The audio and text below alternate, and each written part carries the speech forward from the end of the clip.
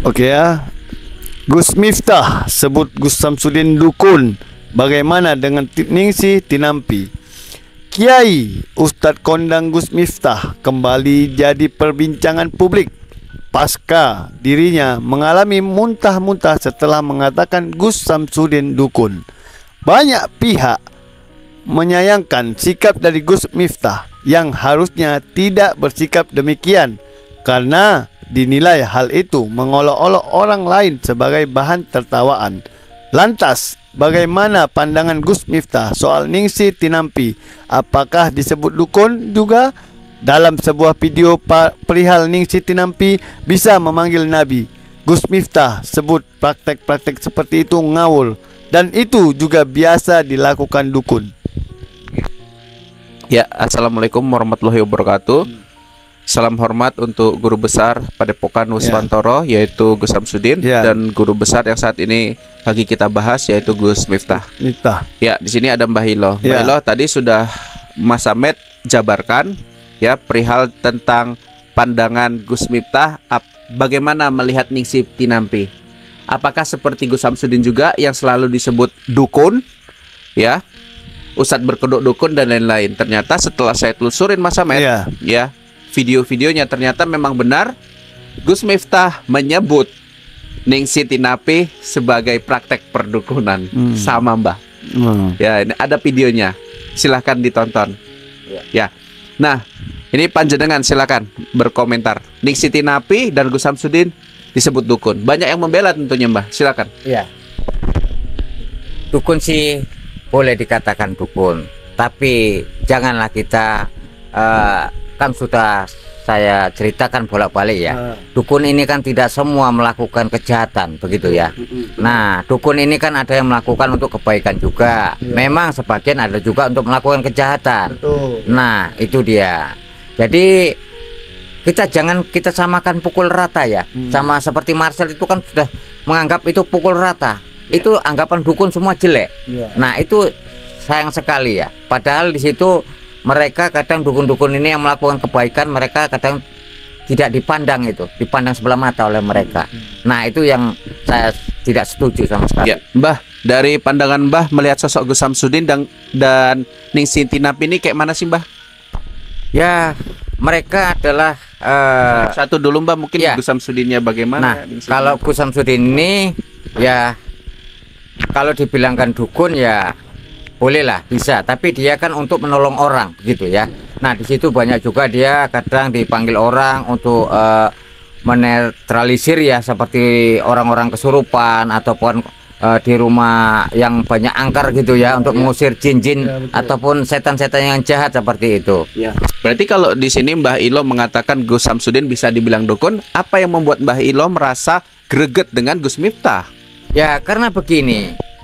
Gus Miftah ini bahwasanya dia mengatakan seolah-olah Gus Samsudin ini melakukan kejahatan gitu ya, yang sebenarnya tidak kodratnya gitu ya, memaksakan seperti itu. Nah, kan di situ sudah jelas ya, Gus Samsudin mengatakan cinta ditolak dukun bertindak, yang arti kata itu tadi bukan jodohnya seorang remaja ini, kemudian orang meminta bantuan kepada Gus Samsudin ini seolah-olah untuk ingin melakukan agar supaya terjadilah jodoh pemaksaan, kita bilang seperti itu.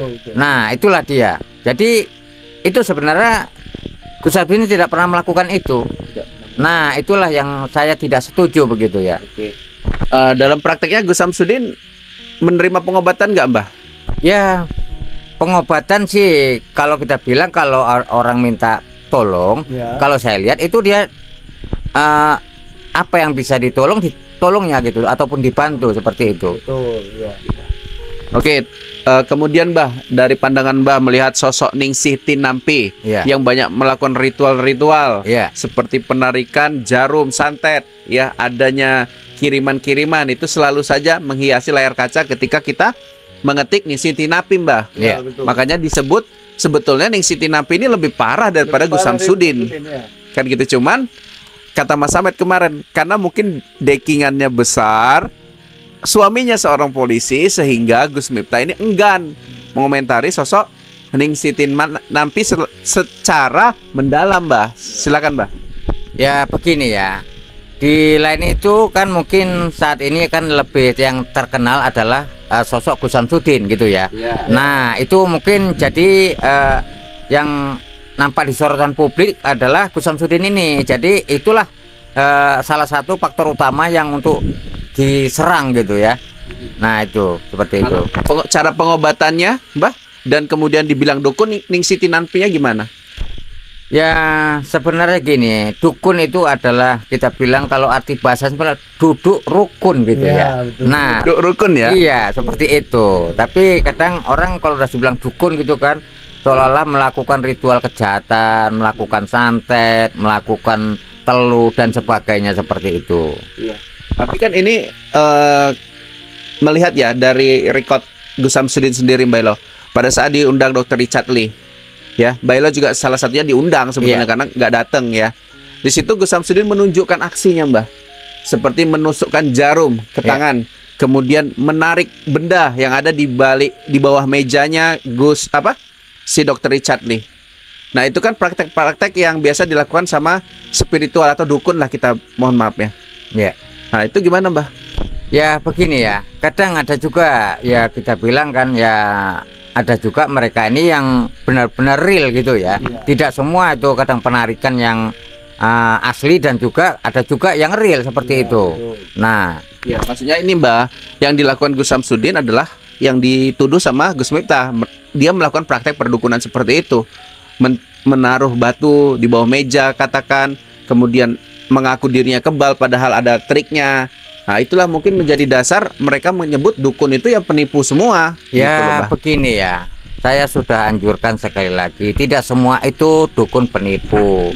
Dan juga kalau kita bilang ya, kalau dibilang sosok kita bilang kebal itu tidak ada, itu sebenarnya ada. Nah memang ada juga yang trik dan juga ada juga yang real seperti itu. Nah cuma sekarang ini banyak yang menggunakan trik. Ya, banyak juga menggunakan trik gitu ya. Kalau saya mohon maaf nih, Mbah, izin juga sama guru besar Padepokan ya, Gus Samsudin. Kalau misalkan dulu ya, sebelum ada kasus viral ini dan sehingga Gus Samsudin di penjara, trik-trik seperti itu memang digunakan untuk kontenisasi, untuk konten YouTube saja, atau untuk media untuk memperlihatkan bahwasanya memang di dunia nyata Gus Samsudin ini sakti? Ya sebenarnya sih dia memiliki kesaktian juga, cuman ya sebenarnya ya namanya di konten ini ya kita dibuat hiburan seperti itu ya. Ya sedikit banyaknya ya mungkin ada yang ditambah-tambahi begitu ya. Ada yang ditambah-tambahi ya. Ditambah-tambahi juga seperti itu. Konten. Ya karena begini, kita membuat perfilman itu ya kalau tidak ada bumbu-bumbunya ya. Nah begini ya, kita buat contoh saja lah, kita memasak tanpa ada bumbu ataupun rasa garam, rasa apa itu rasanya hambar.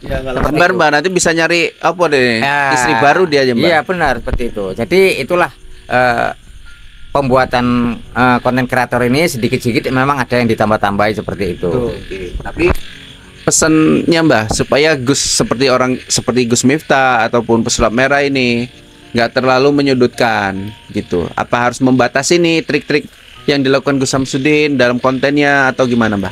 Ya kalau menurut saya sih itu urusan mereka masing-masing. Jadi begini, sadarlah masing-masing. Jangan Anda terlalu mengopeni atau mengurusi orang lain. Urusin dapurnya dewe-dewe. Iya, kalau Anda tidak mau diurusin begitu.